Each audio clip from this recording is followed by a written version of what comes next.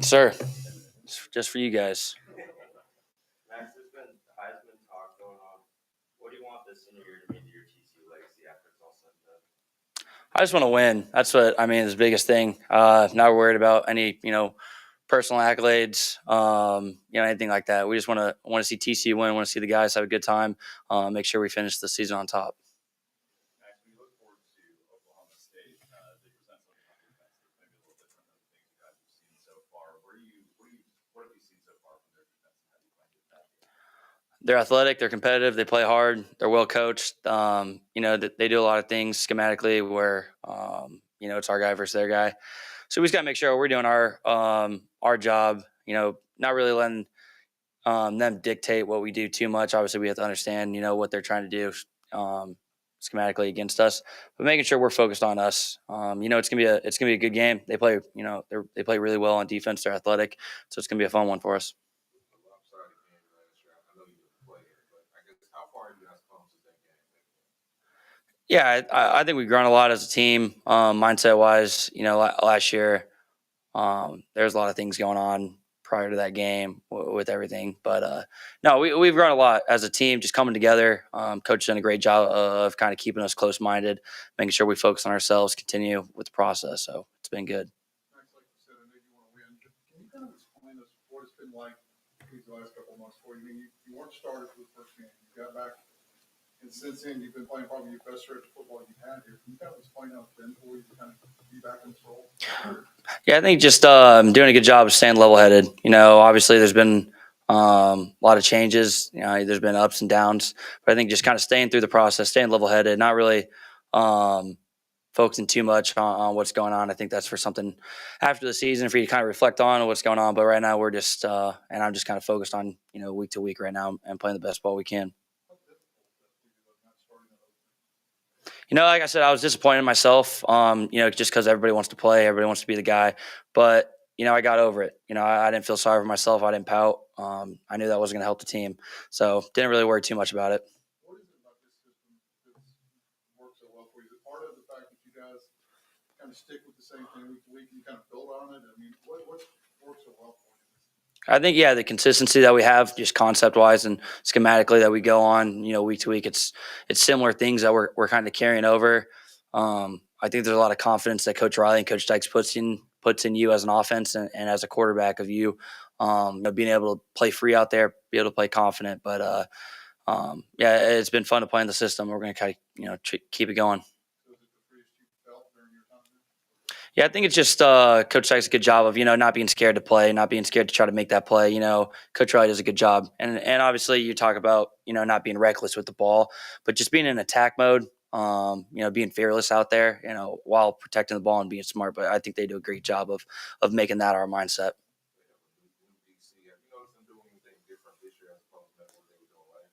Yeah, they do. With the new DC coming in, we know things that he's done in his past stops of where he's been at, but just talk about just playmaker wise, the guys they have on the field the last 3 years that we played against, they're fast, they're big, they're strong. They got dudes up front that can rush the passer, can create chaos in the run game. So they always got dudes out there, and we know that they're an athletic bunch. So it's gonna be a good test for us. Playing back-to-back games where it's under the top 25 teams. How much confidence do you have going into this one, knowing that you guys were able to get the job done on the road this past weekend in Kansas?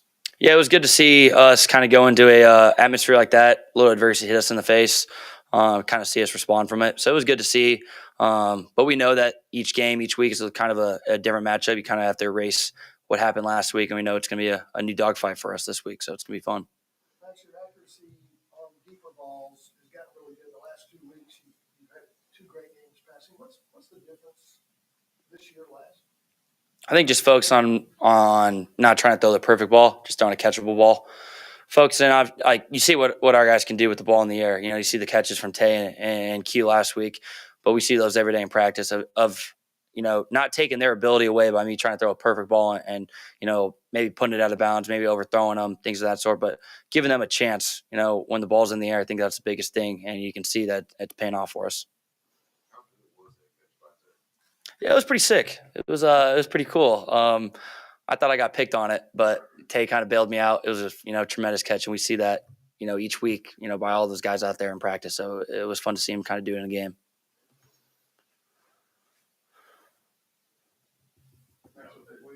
Coach Dykes has said pretty frequently throughout the year that he's hammering home, focus on this week, focus on yourself. How much of an impact has that made just from this team from a mental standpoint, not worrying about the opponent or from week to week? Yeah, I think it's done a great job. And he's done a great job of implementing that mindset of focus on the process. Don't worry about the rankings. Don't worry about what's going to happen in a couple weeks. What other people are saying outside of these walls. So I think just focus on the process each week of, getting better on a Sunday after a game, Tuesday, Wednesday, Thursday walkthrough, Friday, Fast Friday. Just making sure we're getting better each day, doing what we can to help beat the opponent on Saturday. And it's that same mindset, at each Sunday after a game.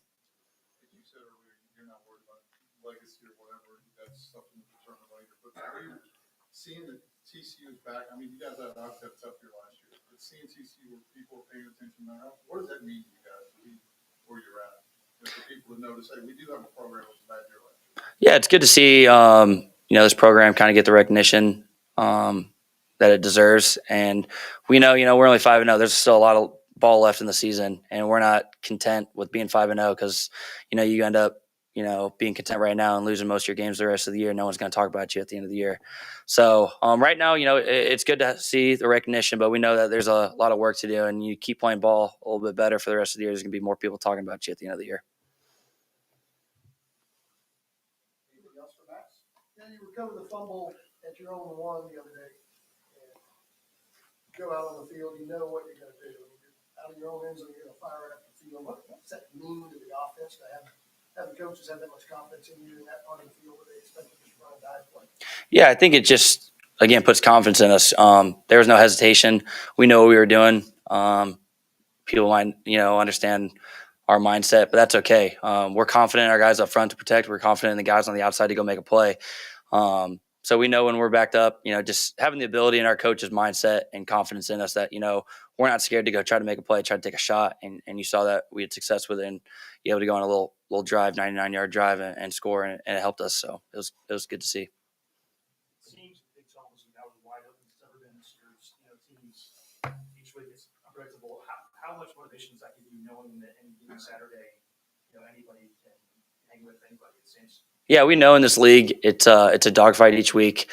We know each team is competitive. Each team has really good players, really good coaching staff. So we know there's no gimmies, there's no layups. So we just got to understand it's that process of each week focusing on us, focusing in on this week's mindset and things of that sort. Not really looking too far ahead, but no, this league's it's a lot of fun. It's competitive, and that's what you want in college football. Max, last home game, TCU's almost at the record for attendance. I believe they finished second in school history. How important is it for the team for them to match that performance or almost beat that level of attendance? Yeah, we want our fans out there. It helps us a lot. We feed off their energy. When we make a big play, they get all riled up. It really helps us. Obviously, defensively, third downs, things of that sort. When they get loud, it's a big advantage. It helps us a lot. I know when we go away and you play in some big time atmospheres, it changes a lot.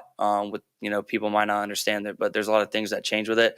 So with our fans showing up, giving us some energy, showing out, it'll help us a lot, and it'll be a big advantage of us on Saturday.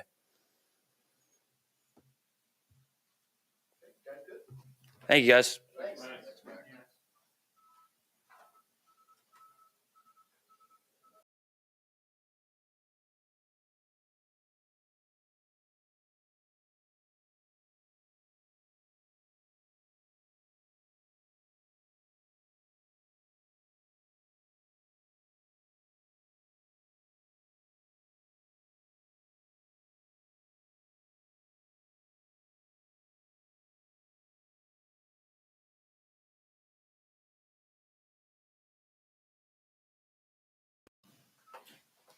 We'll go straight to questions.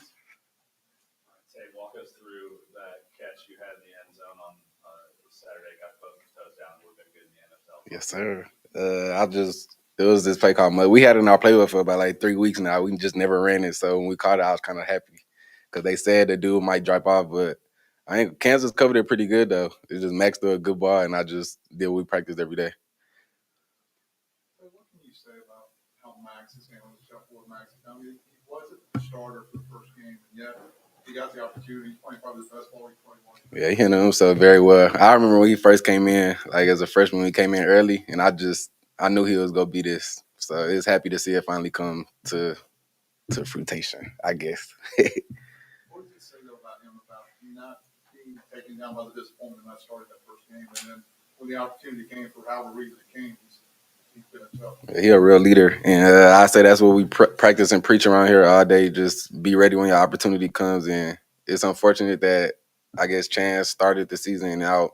He got hurt, and Max ended up starting again, but he jumped on the opportunity quick, and he's running away with it. Obviously, last year's game against Oklahoma State was pretty lopsided. Just how much do you think you guys kind of grow from that game? We grew a lot. I mean, we was pretty shaken up back then at the end of the season, so they ain't really just get our full team. So we go see this. We go see this Saturday. Does that performance from last year almost think you play with a chip on your shoulder this year? Is that Oh, for sure. We just trying to forget about that game though. We don't want to talk about that. We all had a bad game, you could say. So we just trying to have a fresh start, new season. We just ready to go Saturday. You guys have proven a lot of doubters wrong this year with the start. You guys get another chance on Saturday against another top 10 team. What's the energy like from the players right now? Just block. You guys look at the games and saying that it's got to be a little bit of energy right now with the top 10 team. Just block out the noise and just try to keep our head down, keep pushing, doing what we do this whole time that got us to this point, and just don't change it up. Just keep our head down, keep fighting. This will be the highest ranked game played here in quite some time. I mean, how confident are you guys knowing that you were able to go into the top 25 games undefeated this past weekend on the road? Well, we very confident. We just got to know like how we are ourselves and just how good we could be, and just don't let anybody stop us. Like we could be our only downfall, and we mess ourselves up, and just don't let anybody mess us up. Like you talked about the plays, touchdown, they've been in there for a couple of weeks, this offense is kind of building off each week. What difference has that made for you guys this year as opposed to the years in the past? Where you're kind of building and things kind of continue on week to week. Well, that's a big difference. And then the coaches do a great job of just emphasizing every day that we just got to build off last week, keep getting better each and every week. It don't matter how much better, just better than what we played the last week. And nobody could really just stop us but ourselves again. So we just got to just hone in on that and just keep doing what we do. Is there still a lot of stuff we haven't seen? That's the plan. How big has Max kind of been to what you guys have been able to do this season? Well, he's been very big.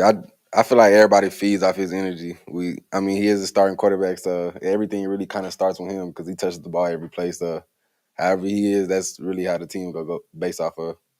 What's kind of changed the most for him going from last year to this year? I'll probably just say his confidence. I feel like it's just very high right now. He's playing at a high level, and he's doing that a very good job. How much do you think he's benefiting though from the same thing we just talked about, the offense turnover? I feel like his decision making has been very good. Knock on wood, we've been doing good with turnovers. I mean, last week we probably had I think we had 2 turnovers, but one was a little hair. I don't really count that one. So, but we've been doing a good job of keeping the ball in our possession and not giving the other team an extra possession. So I feel like that's helped our offense a lot. He said he thought you saved him from a pick with that catch. Nah, I ain't save him. He just threw a money ball. It was. I ain't think it was gonna get to me. I thought they was gonna knock it down. Dave, from what you can tell, you're a veteran guy from Oklahoma State last year, now new defense coordinator. What you can recall, what are some of the differences? With Oklahoma State? Yes. They run a lot of man. Last year they was in like a 3-down cloud team, and they had a good defense last year, but this defense is gonna be good too, and they just run a lot of man. So we just got to beat man. We should be fine. Big 12 seems as wide open as it's been in quite some time since anybody can hang with anyone in Yeah. any day. I mean, how much does that motivate you guys to, give it your all each week, knowing that there could be? Yeah, it gives us a lot of motivation because you don't know. I mean, college football crazy as it is already, so you don't know who go beat who any given week. Anybody could beat anybody. So knowing the Big 12 got a lot of good teams and there's really no drop offs, it brings out the best of everybody every weekend.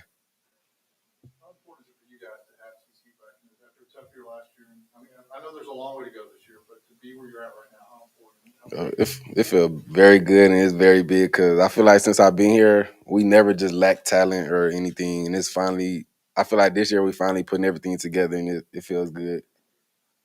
What does Coach Dykes do to kind of make that happen?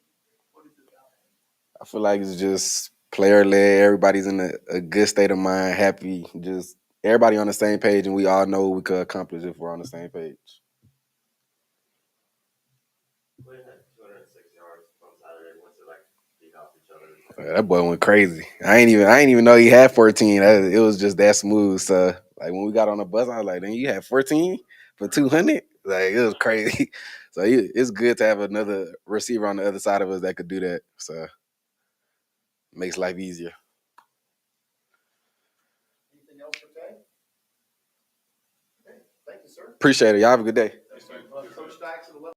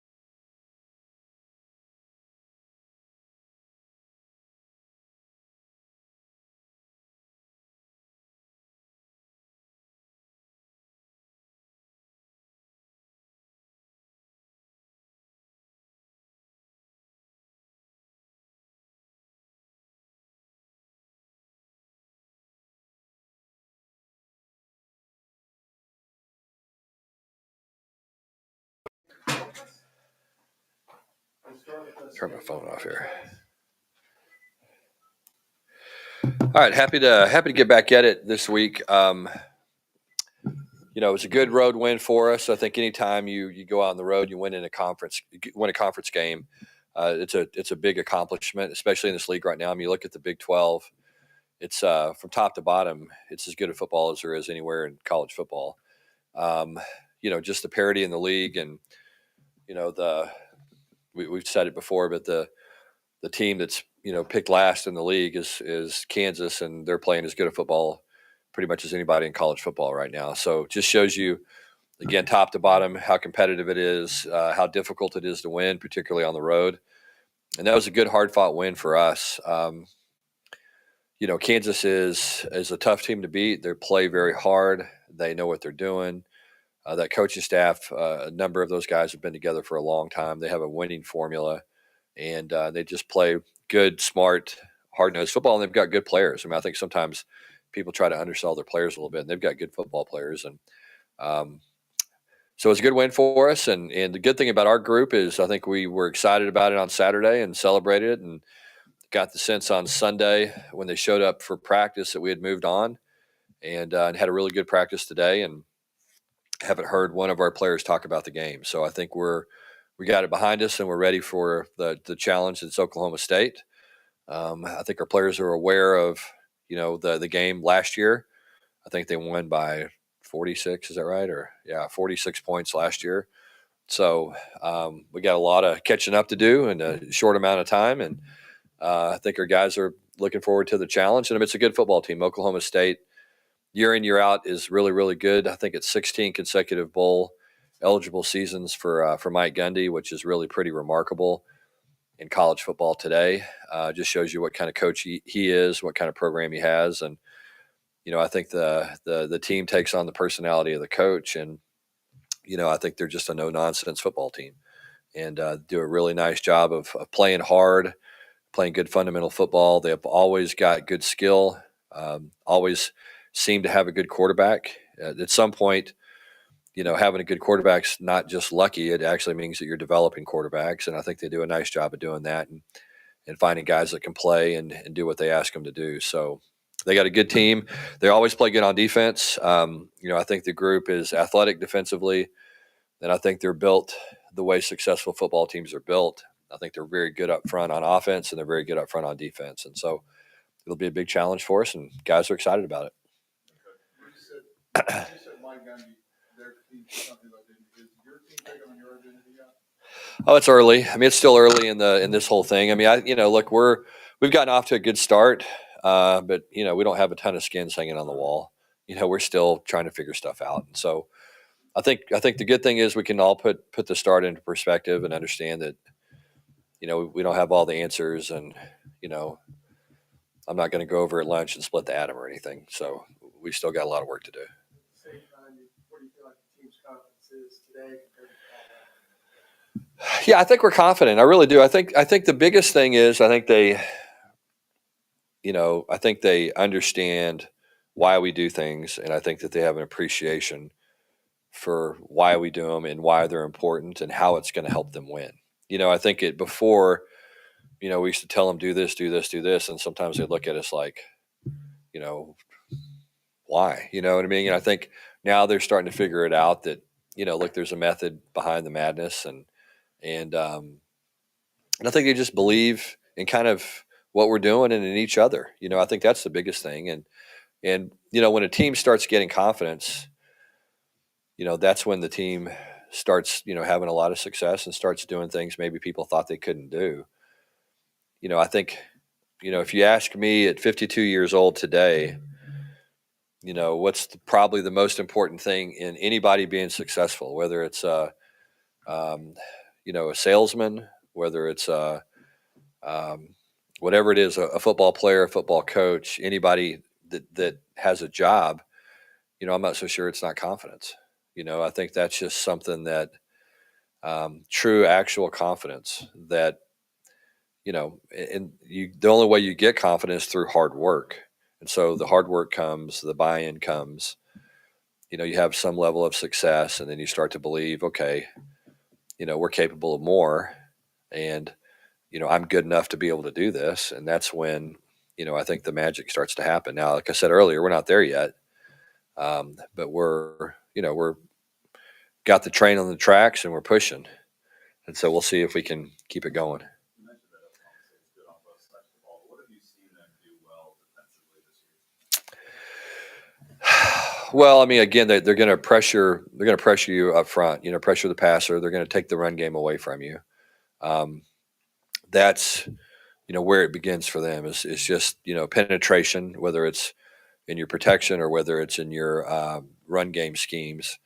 They're going to try to get push up front and knock your guys in the backfield, and they're physical enough and big enough up front to be able to do that. Then they've got some good pass rushers on the edge and got good blitzers when they decide to do that. And, they just have a good scheme. I mean, they know what they're doing, and they know how to. They know their weaknesses, like when they're blitzing and doing things. Everybody's got a weakness, and they know how to cover those really well. And so, it's hard to say, okay, we're going to do this when they do that, because they've got a counter for you, and they make it hard for you to play that game of chess. Yep. Yeah, I think so. I mean, every year you see him improve. I mean, he's gotten better with the ball, taking care of the football. I mean, I think that's the biggest thing you look at is you say, okay, every year it seems to me he's improved his ability to not turn the ball over and take care of the ball, and just more certainty in his decision making. And when you're playing with confidence as a quarterback, the ball comes out faster. It's a little more precise, and so you can tell he's played a lot of snaps. You can tell he's had a lot of success. Very certain where he wants to throw the ball, and certainly has the ability to be able to make all the throws. Talk about a quarterback playing with confidence, Dykes playing with a lot, right? Probably the best stretch he's had at TCU. Clearly, he didn't start the opener. He Yeah. came in. What has he shown you and how he's handled himself, and has he surprised you at all? Yeah, I would say yes for sure. I mean, yes, he has surprised me. I think, and not as a player, but I just think the entirety of kind of his experience. Because again, typically what happens is, you name somebody the quarterback, and then there's kind of this period where, you go, well, is this guy going to leave? And then it's like 3 or 4 days of, I got to sit down with him, and he's got to improve his body language. I don't like, I'm hearing this stuff in the back of the line. There's all this stuff that typically happens when a guy loses a job, and especially someone who's played as much football as Max. Well, none of that happened. And so that part I thought just within itself was, pretty special. And then, he played well. Game 2, he played a little better. Game 3, he played better. Game 4, and I think Game 5 was his best football, And so what he does, I think every week, you walk off the practice field. I walked off the practice field last Tuesday, and I felt like he made 3 or 4 throws in that practice on Tuesday that I'd never seen him make before. Just the ball was out on time. He was anticipating. It was in the right spot. And, it was a hell of a throw. And then I saw a couple more on Wednesday. And then I saw probably 3 or 4 in the game on Saturday. And so, you're starting to see stuff that you just go, this is pretty high level stuff, and again, I think a big part of that is just his belief and what he's doing, the people that are doing it, himself. I think just all of that factors into a high level of play. What do you think Beer has done to kind of get some of that confidence? Yeah, I think the big thing is just start with a base. You know what I mean? I think that the most important thing I believe for an offense is to have an identity. You know what I mean? And it doesn't matter if you're Air Force or it doesn't matter if you're Mississippi State. You got to have an identity, and you got to have something you believe in and something you're hanging your hat on. And so in something that the players know, this is what we're going to do, and this is why, this is how we're going to do it, and these are all the little nuances within that. And we're going to be able to do it versus zone coverage. We're going to do it versus man. We're going to do it versus blitz. We're going to be able to do it versus drop 8. And there's all these little kind of nuances within those things that allow you to be good at them. And I think that's what was important for us once we got here, was to have a base, you know what I mean, to get good at something. And I think that we felt like we accomplished that to a degree in the spring. Felt like coming out of fall camp, okay, we're good at these 4 things. These 2 run plays and these 2 pass plays, or these 3 run plays, or 1 pass play, or vice versa, whatever it was. And then you hope, okay, by game 2, you hope you're really good at 6 things, and then all of a sudden you're really good at 8 things. And then, hopefully by the middle of the season, you go, well, we can do this. And oh, by the way, that's our base. And then we can add these 2 or 3 wrinkles every week, and our guys can go out and execute them, at a high enough level. And that's kind of when you start, cooking with gas a little bit, and so that's what he's done. I think he kind of mastered this stuff, and for him, it's just been getting comfortable, whether it was comfortable in the pocket, whether it was comfortable with the personnel, excuse me, whether it was comfortable with, what we're asking him to do, whatever it is. I think he just has a level of comfort now, and it's affected everything he does. And so, as I said before, Max used to kind of be a one read, I better kind of, get around now. Now you just kind of see him going through his reads, and the ball's getting to the 4th read just about as much as it's getting to the 1st read. And so that's kind of, to me, when you start having some pretty high level quarterback play. Seemed a couple weeks ago that you said Chandler was close to being ready. Where's Chandler's situation at? It's like anything else. I mean, he's just working, and he's battling to get reps, and it's, the quarterback deal gets the attention, but it's no different than the safety situation or running back situation. I mean, we feel like we got 5 really good running backs. Just Kendre's playing so well right now, he's going to get the lion's share of the reps, and it's kind of the same thing at the quarterback spot. We saw Juan Bradford play in the game against Kansas. Is there any status on him right now? He didn't practice today. I think he's probably going to practice tomorrow, is my guess. I think he's a little bit banged up, but we anticipate him being able to play Saturday. At least that's our plans right now. Yeah, Chandler's healthy. I think there's still, I'm going to say he's 95%. And I think probably the 5%, honestly, is just confidence in doing it. You know what I mean? I still sense a little bit of hesitation from time to time, but that's natural coming off of a knee injury. I think your 2 leading tacklers are transfers from Navy and Colorado. Yeah. I'm just wondering where the success you had at SMU, where are the list of things that head coach needs to be good at is. Yeah.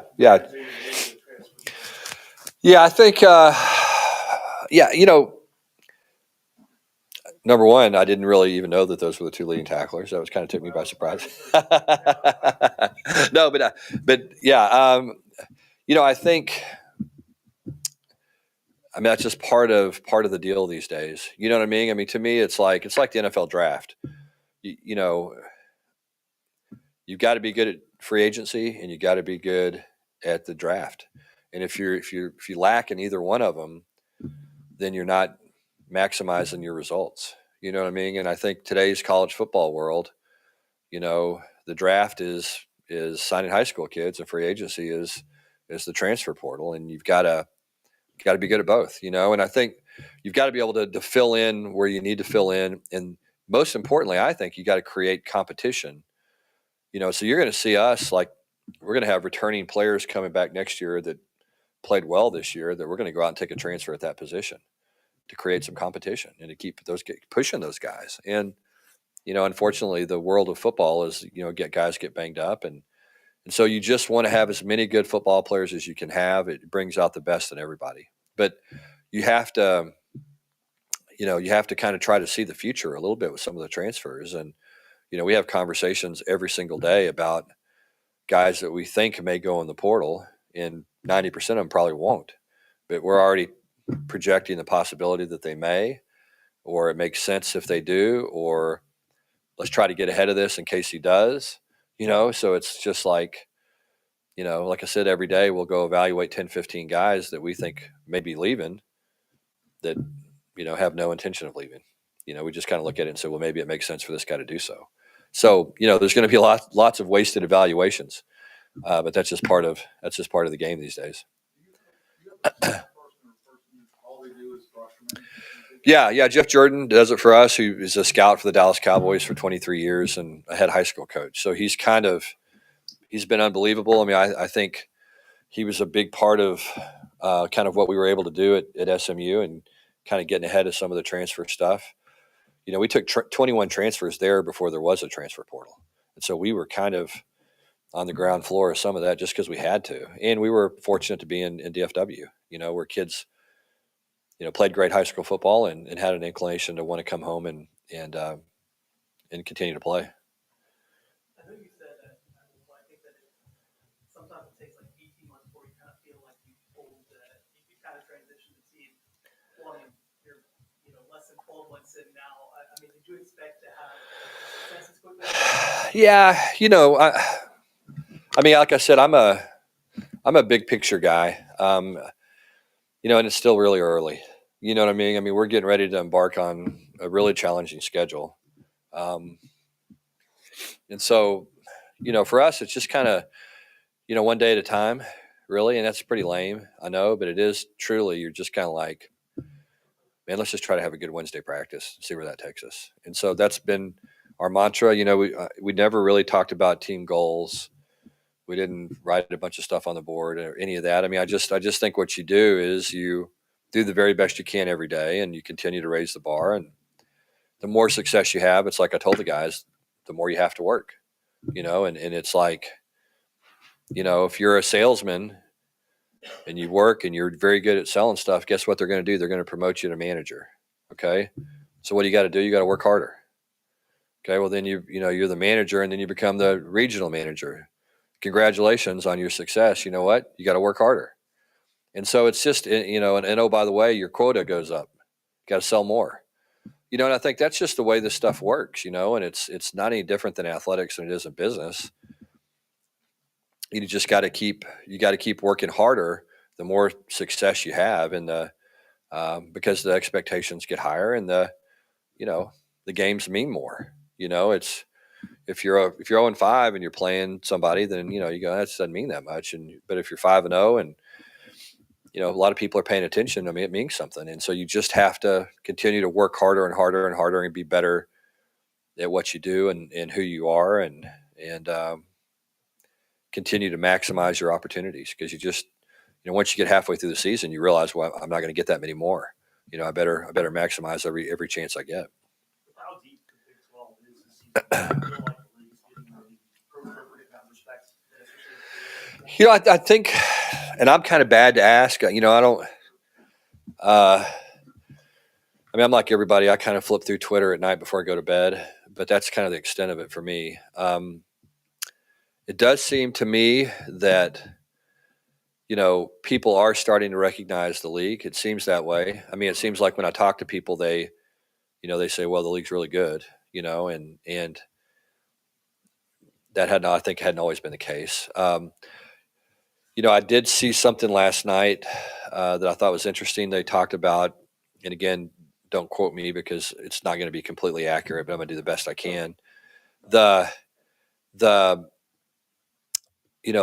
Some rating system, I don't know, one of the rating systems had every team in the Big 12, I think, in the top 60. And there were like 5 ACC teams that were outside the top 60. There were 4 Big 10 teams outside the top 60. There were 3 SEC teams outside the top 60. And again, I don't know who that was. And like I said, y'all look it up and correct my factual errors. But, that's different.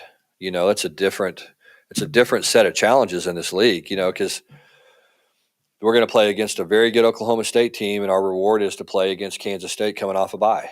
Hey, congratulations. You got Kansas State off a bye. Great job. Hope you like it. Hope it fits. And then, oh, by the way, you get to go to West Virginia. Congrats.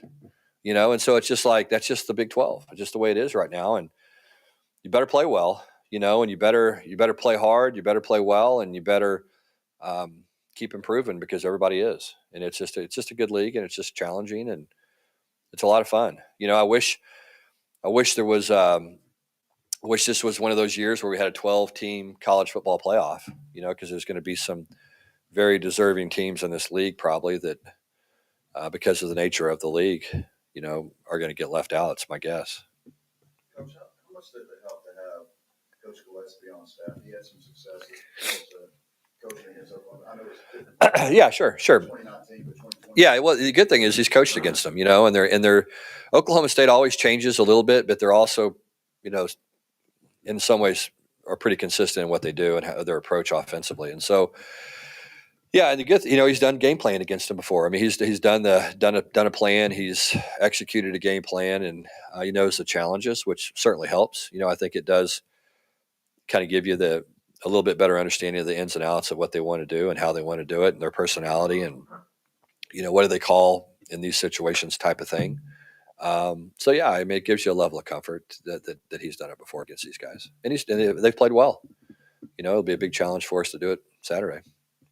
Coach, a lot of times we see schools get boxed in, people calling them a football school or a basketball school. With TCU, it's a little different because we have countless programs that are ranked top 10 nationally. What does that say about TCU athletics as a whole? Yeah. I mean, I think it. Like I said, it took me, and again, I'm not the smartest guy in the world, but it took me coming over here in 2017 to kind of get around this place and this program and go, whoa, I had no idea. I didn't know that they were this good in this or that, or I didn't know these facilities were that great, or I didn't know, that they had these really fantastic coaches or whatever the case was. I mean, it was just kind of like you had to come over here, spend a year in it before I was smart enough to know what was going on. Now I'd been out west, and I'd been in Louisiana and Arizona, Louisiana, and California for 10 years. So I had kind of been out of the loop, but I mean, I didn't know the stadium was like it is until I came here in 2017. Well, I guess I played in the bowl game here in 16. So that was or 15, whatever year it was. But that was what opened my eyes to the new stadium. And then obviously there's been improvement since then. There's going to continue to be more. And, athletics is important to this university. You're in the Metroplex. It doesn't matter if it's volleyball, baseball, basketball, football. There's going to be some of the best athletes in the world, high school athletes, right here in this location. And if you can get them on your campus, then you can show them what I had to see firsthand, just what a cool place this is. And, how important the mission of athletics is to the university's mission. And I think it's, we've got great leadership that understands how important this stuff is. And we're fortunate to have people that care, and they care by showing up, and they care by, investing and donating and doing the stuff that you have to have. And so, we're really fortunate because it's not like this everywhere. So it's a pretty special place to get a chance to live and to coach and to be a part of every day. And, I certainly don't take it for granted. This will be the highest ranked home game TCU is since 2015. Yeah. What kind of environment?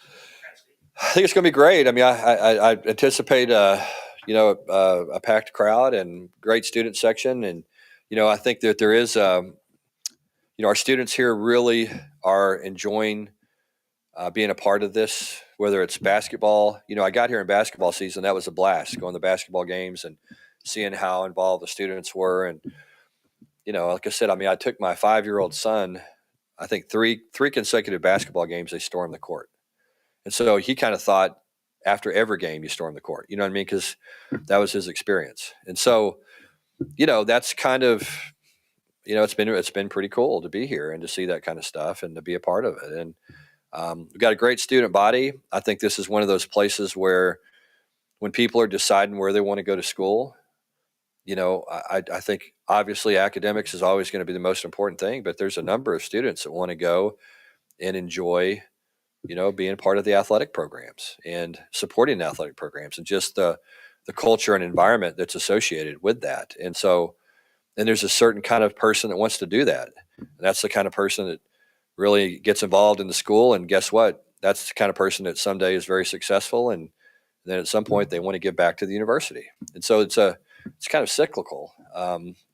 But it's, I think it's going to be a great crowd. I think our guys will be energized by the crowd. We certainly played in a very hostile crowd in Kansas on Saturday. I mean, that was an awesome crowd.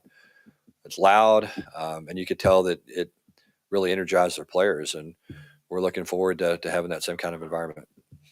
Anything else, Coach? Yeah.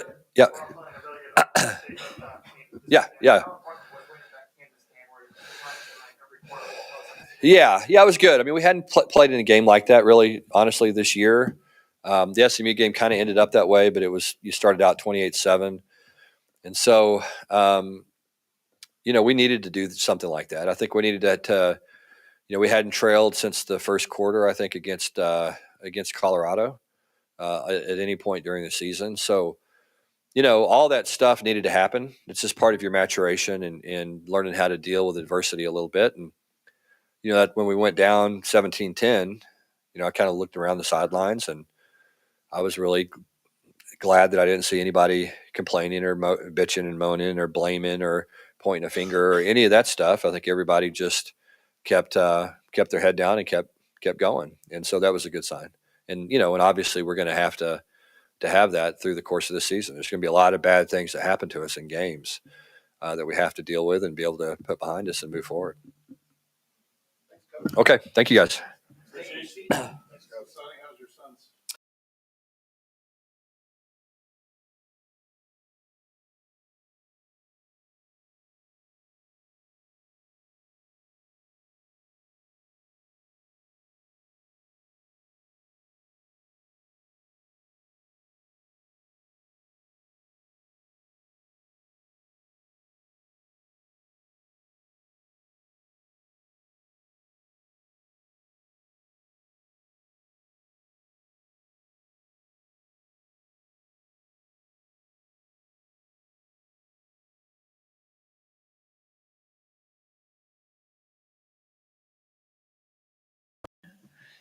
Are we good? Just hi, y'all.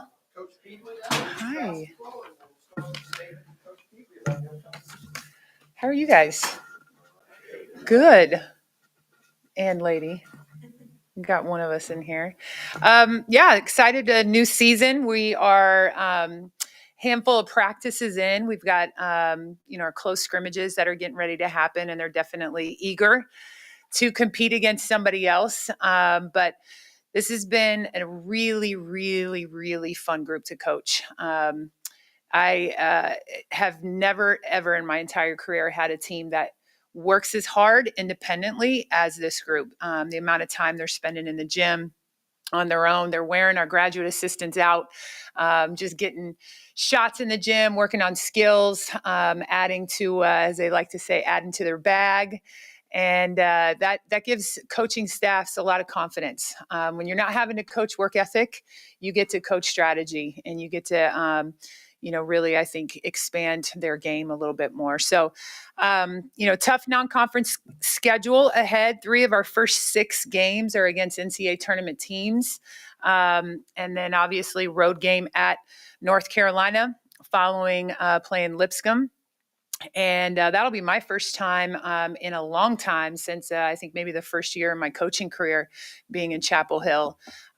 Great program that Courtney Banghart has developed there. So excited to take our squad out there and get a real early test. We have a lot of newbies. We've got right now 7 newcomers, 1 true freshman, 6 transfers. So really 50% of our team are newbies. And that was, I think, important. We wanted a little bit of a shift in our locker room, a little bit of shift on the court. We're going to be really guard heavy. I like that kind of style of play anyways. Good length on the perimeter with the guard positions, but just opening that paint up, getting out and being aggressive, and having just, I think, good diversity in how we can score from that perimeter spot. We were really ball screen heavy with Lauren in the past, and she was phenomenal at it. She did, broke our scoring record here at TCU. But we became, I think, too easy to game plan against, and we've got, I think, a lot more versatility to how we can score coming up this year. All right. Coach, you mentioned Lauren already. Yeah. You lost a lot of production from Lauren. Mm-hmm. Yeah. Season. Is there who in your mind is going to be prepared to step up? Yeah. So we're going to look really different at the point guard spot. Emily Fisher right now, she came from American, led their team to conference championships and NCAA tournament. But she's a true point guard. Lauren was a scoring lead guard and really dictated a lot of our pace. Fish is just a coach on the floor. She plays the game in a John Stockton type of way. She's super fundamental. Her passes, like she could tell you right now, Tomi Taiwo wants her shot pocket right here. And if she gets it right here, she's a 42% three-point shooter. If she gets it right here, she's going to be probably at a 36. She understands and knows where her posts need to get the ball. She understands what alignment. She just is a great cerebral player that has some ability to score herself, but she's going to run that point guard position and organize her team as a first priority. So that'll be, I think, a huge difference that you see out of that point spot. We've seen a lot of growth out of Tara on our team. She brought experience when she came from Arizona. She had, I think, a really rough efficiency rating for us last year, but she's worked a lot on some things mechanically with her shot. She brings great effort, good length. She's a good, solid defender, but she just, as a scorer, wasn't as efficient last year. And, we feel like she's corrected a lot of that. Kenesha Godfrey is a player that's more like a Lauren Hurd, but she's going to be able to play at that two guard spot more and take, I think an opportunity to bring some scoring into that position. She's an off the bounce type of player that can also, she's a more natural 3-point shooter than Lauren was. But her defensive ability, she can guard probably 1 through 3, 1 through 4 with great ball pressure. I'm excited about the defensive approach that some of these new players are going to be able to provide. Do you feel like bringing in all of these new faces, Mm-hmm. maybe recapture some of that momentum? Yes, Right before the pandemic? totally. And I think, look, our program, my teams have always been, we're beating you off of our culture. We may not have a bench full of All-Americans, and that's okay. We're gonna have some really good players, but we're gonna beat you. And where we had that momentum is we beat people off of our culture and our IQ. And definitely our stamina too. And when I say stamina, I don't mean just physical stamina. I mean mental stamina. Our chemistry turns into synergy, and we can sustain that through the adversities of playing in the Big 12 throughout 2 months on the road and at home. And I think with COVID, obviously COVID was really hard on people for a lot of more serious reasons than basketball, clearly. And some of those reasons hit our program. They weren't public, but hit our program in hard ways. It also hurt our program because we weren't able to do the things that help build that culture. Relationship building, leadership building, connection, that just there's a lot of little things that go into on how we gather and how we grow that weren't able to do. We beat A&M last year. And then that week, within 10 days, we had 19 people test positive COVID on our team. And we had a shutdown. I think we were one of the first basketball teams in the country last year with a total shutdown, and then find out at about 7:00 the night before, well, we have 6-7 players. We're going to play SMU. We'll figure something out and try to get some rust shaken off. So that was really disruptive to our team. Kids can't go home for Christmas. They can't spend time with each other. And it was a complete halt. So, ideally and hopefully for so many reasons, we're moving forward in that space, but we've loved being able to rebuild that chemistry and work to turn it into synergy on the court. Yeah. Kenesha Godfrey, as I mentioned before, she transferred mid-year last year from Mississippi State. So she had the spring to really practice with us, start to learn some things with our system, but also watch the Big 12 and see what the Big 12 is about. So she's going to be a big part of that. I really think another growth opportunity for us is Roxanne McCallow.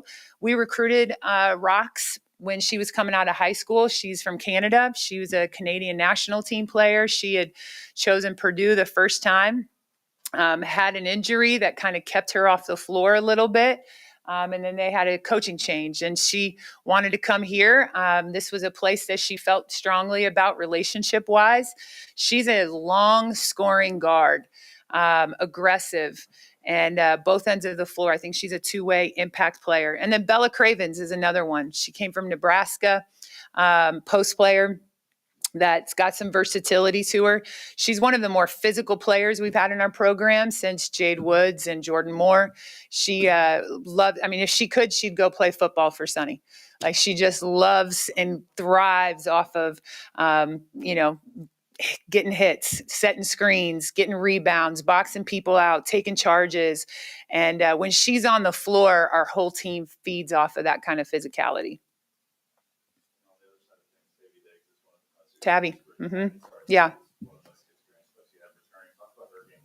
Well, Tabby is no longer here. Tabby is, she is at West Virginia right now. So, yeah, so we wish her the best of luck in every game, but Big 12.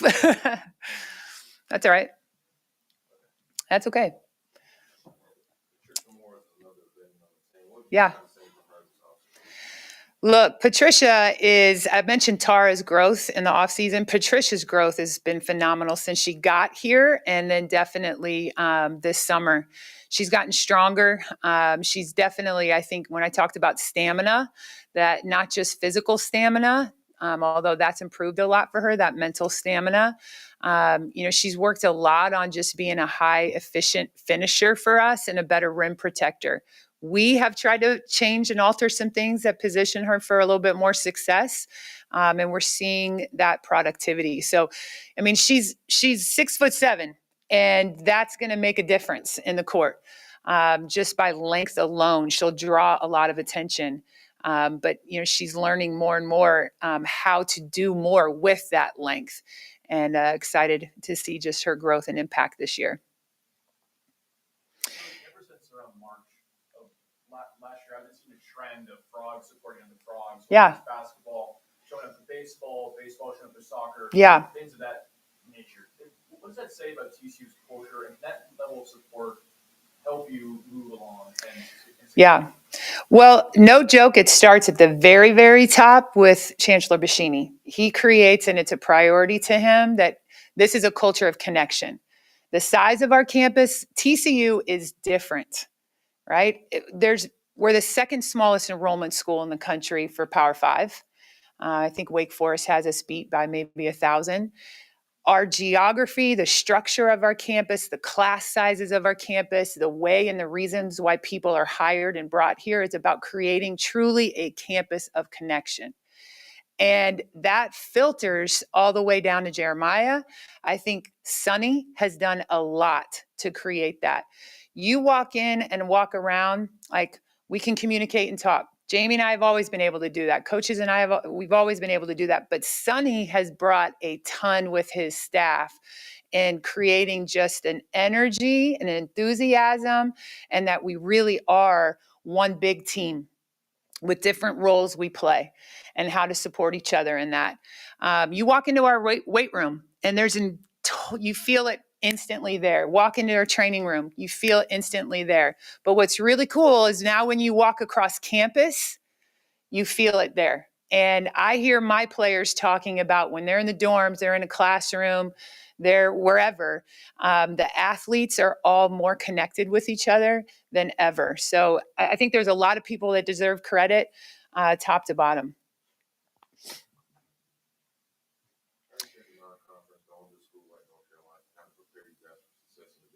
Tons. I mean, learning how to play tough games on the road is going to be huge. Opportunity as well at Rice.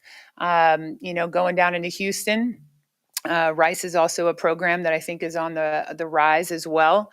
But I think, our Maggie Dixon Classic, having South Florida in here for that game, that's a tough one. The Maggie Dixon Classic's really become one of the premier non-conference tournaments in the country. We worked really hard to make that happen, and a ton of support from the Dixon family in that.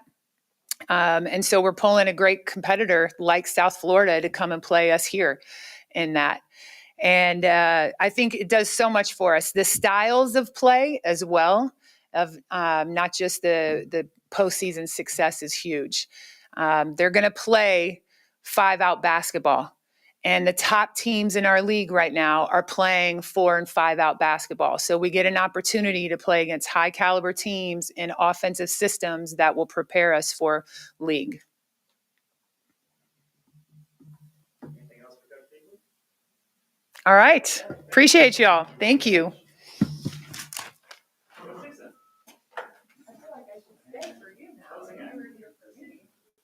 I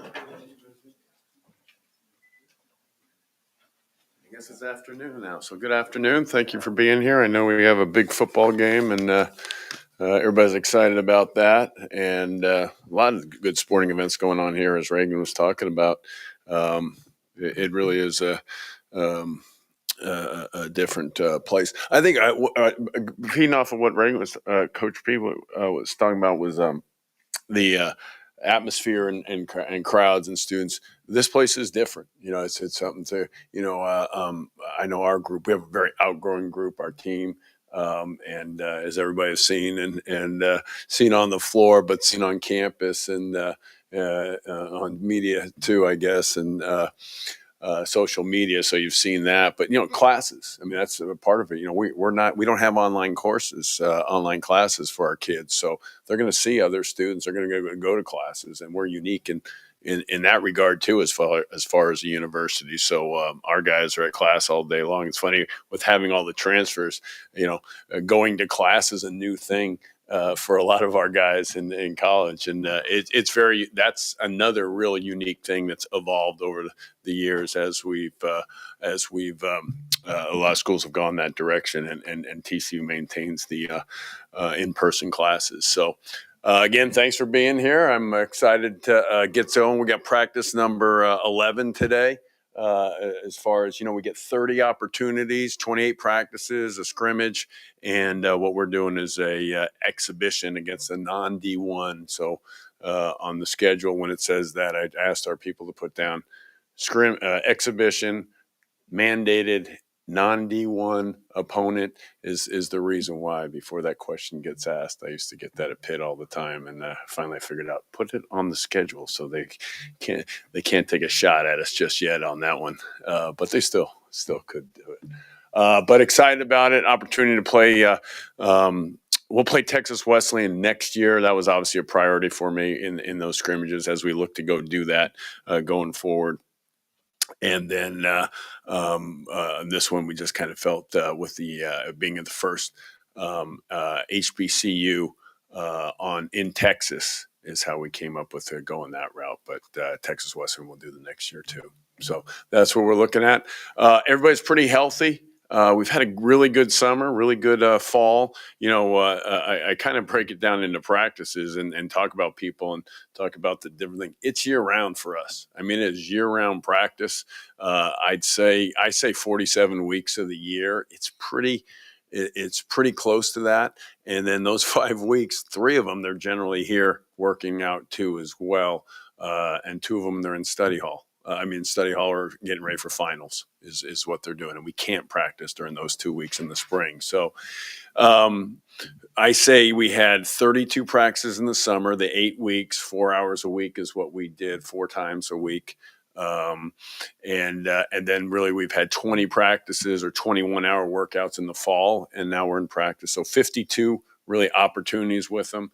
And then these 10 and will turn into 30 when you do it. So, having a veteran team, returning guys, it really, and even last year, obviously you saw a team that got better and better, and how can you be successful bringing in all those transfers? Well, that's the way the world is going. And we were able to do it because you get so many opportunities to practice with. We start in June. And this year we started in June, and it was offense. That's what we did this summer. And I think we've made great strides. We got better as the year went on offensively last year, no question about it. Improved as a team, but we made some real improvements offensively. But I think we've made some really good adjustments this summer, and we think every guy got better. Because most of them were out there almost the entire time, all summer long. So really a good summer. And this fall has been good for us as well. And these 10 practice. Rondell's really the one guy that's out right now. He's had probably missed the most this summer.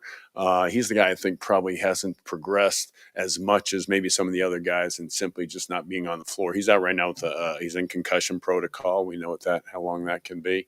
And so we're in I guess he's on the way of coming to the end of that. based on where we're at right now, he's going to start some stuff today, is my understanding. So, but everybody else is pretty good, pretty healthy. And so we feel pretty good about that. 12 guys on scholarship. We've got 6 walk-ons that have been doing a great job for us, and excited by that. You had a pretty great year Yes, sir. last year, a lot of preseason love this year. How do you, I guess, make sure they keep the same mindset and be successful? Yeah, I mean, we've got big expectations here. I mean, I know people thought I was crazy when I talked about expectations when I first got here, and that's just how you got to do it in my mind. And it was our mentality was win right away, and so we don't shy away from them. I mean, we're in the best league in the country, so you better you can't have too low a bar. You've got to raise it up. We're going to play. I know we're picked whatever top 20 or top 10 in some, I guess. But in our league, that'll get you, um, you know, fourth, fifth, sixth, seventh when it's all said and done. So this league has been so much better than everybody else in the numbers, and obviously we've had the last 2 champions. Kansas probably might have won it the year before that with COVID, and we've had some crazy COVID years, as we know. No one's been more effective than us, but. The league is so good. That's we can point to that. It's like, yeah, we did some things. We finished better at the end of the year, but we weren't very good early in the year. So that's kind of what we're focusing on. Was we can't do what we did. Now last year we had all kinds of injuries. We went into I think our first game, I thought we were going to have really good depth at the guards, and the week before we were down to 1. We went from 5 to 1, and right in the preseason, we threw out a couple guys in the first couple games. I didn't even know they didn't even practice, and that was so we've got to be better early, and that'll affect your seed later on. And so we've got to be in a good situation and not get wins and perform well, and get all those numbers right when they do the net. So I think that's really probably what we've talked about. We've got to be really good early, and for a lot of different reasons. But we've got to position ourselves well, which we didn't last year, and sometimes. Sometimes it can be hard to do when you get guys off the not practicing and not playing. Obviously, you got all your starters back. How big was it for Mike when you decided to come back? Well, I mean, obviously we had 2 guys, and Damian and Mike, and really both of them. We kind of anticipated them doing that. So, I've been doing a long time. I always have a couple guys that put their name in the draft, and you go through it, and you just let they do it, and they make their decision to do it, and go through it. You see where they are, so you have an understanding. You know where they're at, and you kind of factor in who's going to become. What guy might come back, one guy what not. But I laugh about it because I just had pulled this up again. Desmond Bain, who's doing pretty good in the NBA, the year before he got drafted in the first round, he was 0% of getting drafted. We had that back from the NBA advisory committee. So the year before that, he was 0%, which to think where he's at now and what's coming forward here in the next year or so is a nice story to tell. But I mean, you go, you see where the numbers are, you see the year they had, you see the draft, you look at it. Obviously, coaching the under 19s, I saw a lot of those kids that where they're going to be in the draft. I was watching the kid Jovic last night on TV check in, who was in our tournament as well. So, there's a familiarity at the draft. You see where guys are positioned. The way it is now in college basketball, I don't know how you can kind of go into unless you have guaranteed money. I mean, the opportunities that college basketball is presenting are hard to pass up. And basketball is good. I mean, like college basketball is at the caliber of play because the teams are so old. I mean, just going looking at last year, I mean, Kansas had, I think it was 4 60-year guys playing in there, and they were coming off the bench. I mean, that's why that team was so good. Sure, they had 2 first-round picks, but the basketball is so good, and I think the caliber of play, and then you throw in our league and focus on that. It's really good basketball. So it's a good reason to come back. It's a good reason to play, and you got to have there's only. This ain't baseball. This ain't football. There's 30 first round picks. Those guys will stick for 2. That's what they're guaranteed. And then there's maybe 10 others that make it. It's hard. The numbers are not, their numbers aren't in your favor. And the problem with this thing is that the whole world's playing, and they got a guy in France that's pretty good, that we played against in that tournament last year. So the whole world's playing this thing. It's not football, it's not baseball. I mean, Europe's got dudes, South America's got dudes. I mean, like, they got players, and it's just it's really hard. You're taking on doing this is there's very few spots, and so you're aware of that as a coach that's been through it for a while. You mentioned guard being an issue at certain points last year. TCU fans haven't really had the chance to see Shahada Wells and what he can Yeah. do. Talk a little bit about his game. Yeah, I tell you what, I mean, I thought last year when he was playing and practicing, and especially in the summer, I thought he might have been the best guard we had in the summer. He was really good.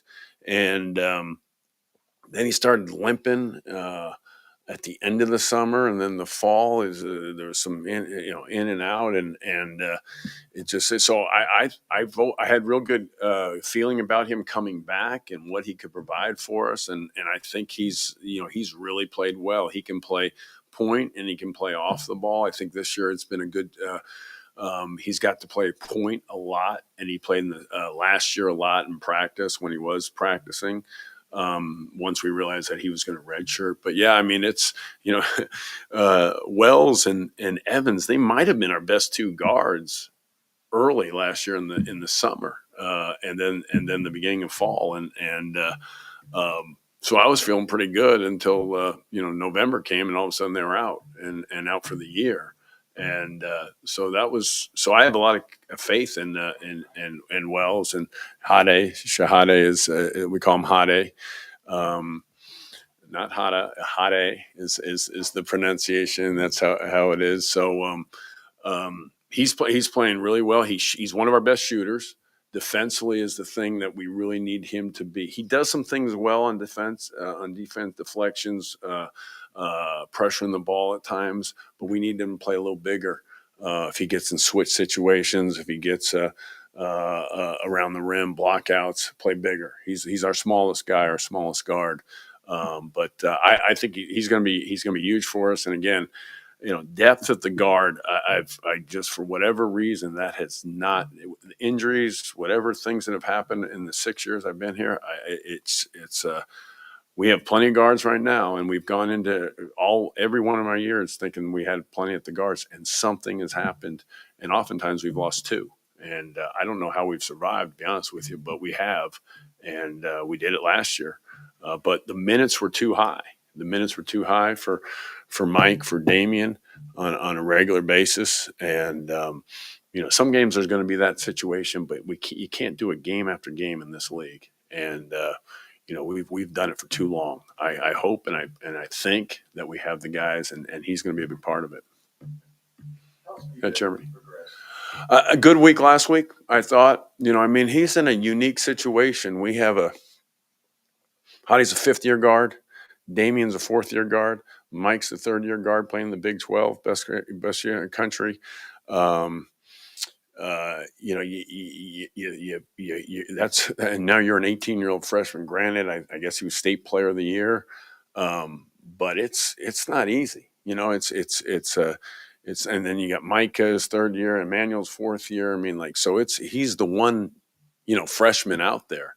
And but he really did some good things this last week. We were talking our last practice, the scrimmage we had before we left for fall break, or gave him a couple days off that Thursday.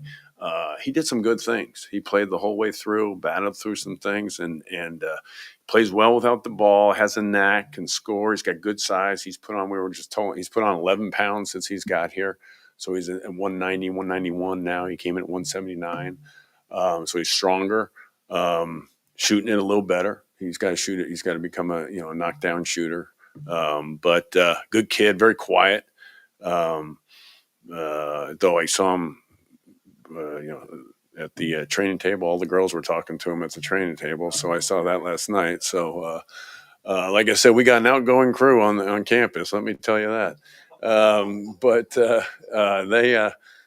they have fun and they're out, and they don't miss a volleyball game. They don't miss a women's basketball game. They don't miss. I mean, they're really an outgoing group. So he kind of has a quieter version of it. But I saw him. I saw his act last night at the training table. So I've got him figured out now. But he's a great kid. Excited to be here. Wanted to be here.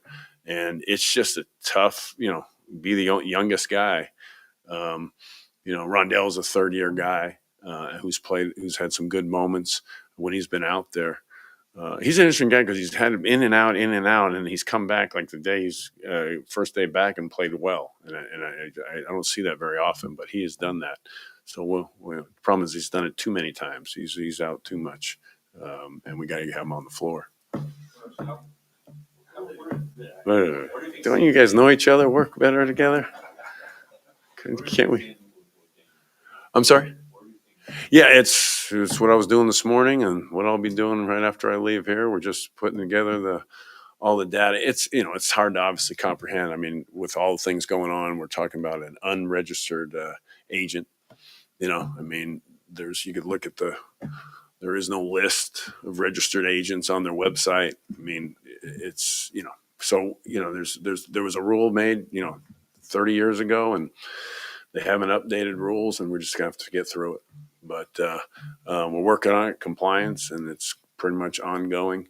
My compliance guy rolls his eyes every time he sees my call in the morning, each morning. So I'm sure, and I'm joking, I don't know that, but I would if I was getting a call every morning from the coach. But it's a priority. It's going to take time, but we're getting close to season here now, so we'll see it is. But new information, different things, and we're getting there. We're getting there. Yeah, just improvement defensively. He's been great for us from the day he got here. I think he's even become more disciplined and a better understanding.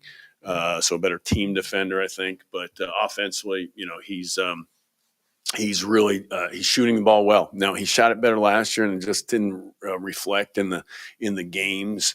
But I think we're at that point now where it's happening every day. He's making better decisions on drives.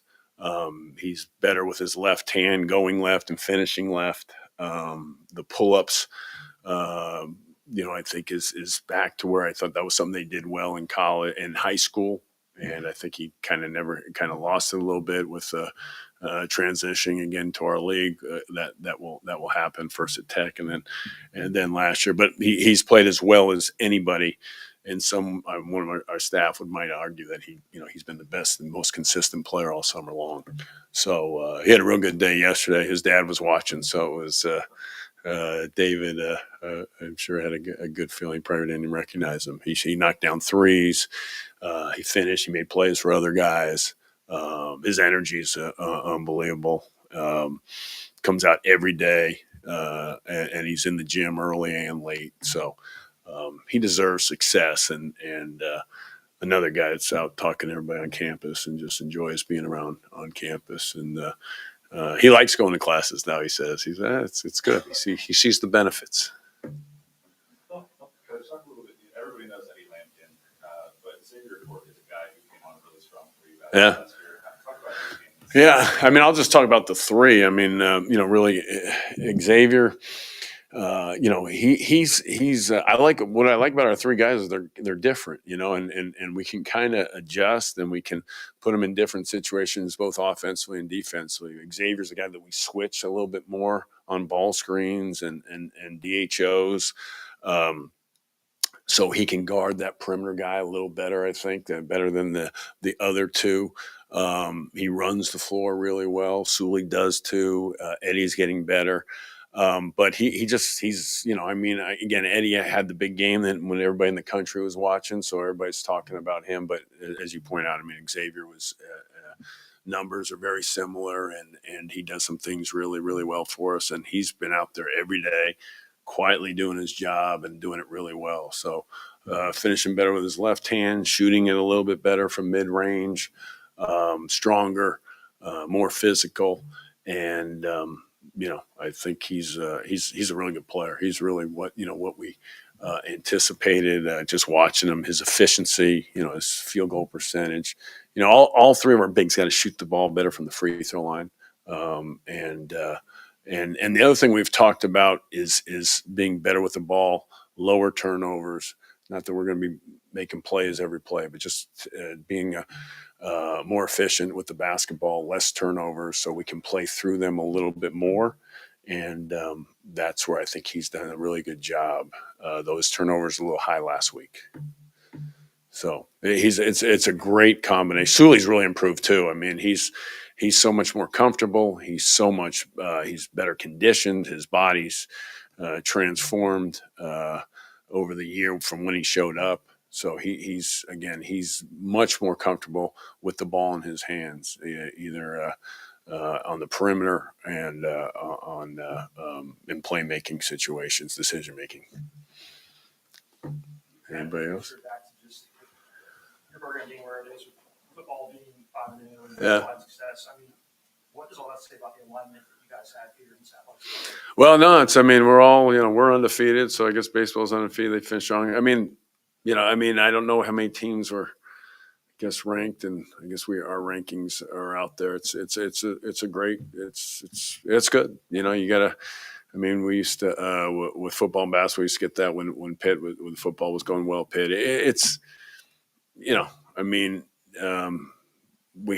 there's no question that, it starts at the top, your administration, and Chancellor Boschini, and they just believe in the value of athletics on a campus. And, we're going to be smaller than pretty much everybody, as Coach was mentioned earlier, but there's just an unbelievable commitment to it.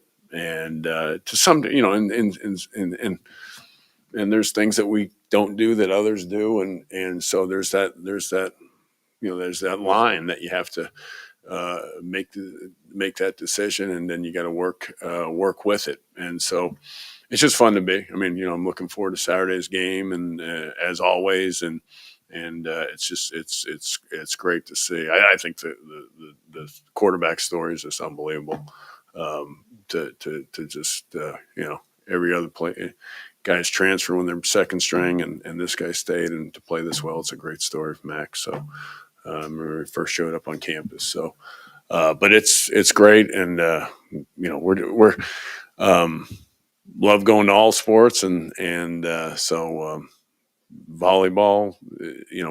This place is about well-rounded athletics, and it's good to be a part of it. Do you have any advice for Coach Dykes, knowing that you've been playing in the toughest conference in basketball, and now he has to go through it in football?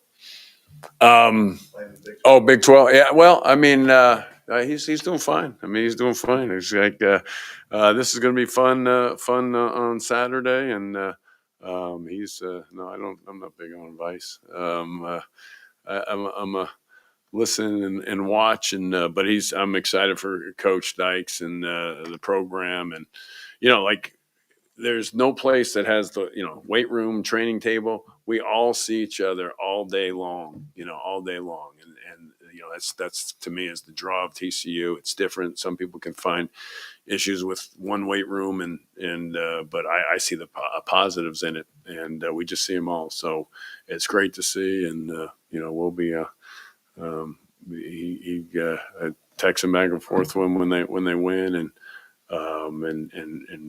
it's just exciting. Our students are excited about going to the games, and to have, I know the number of students we had for a school our size. I don't think anybody could even compare to it last year for our games, and percentage wise, it's unbelievable, and we're looking forward to Saturday as well. So it's going to be a fun game, just like they've all been.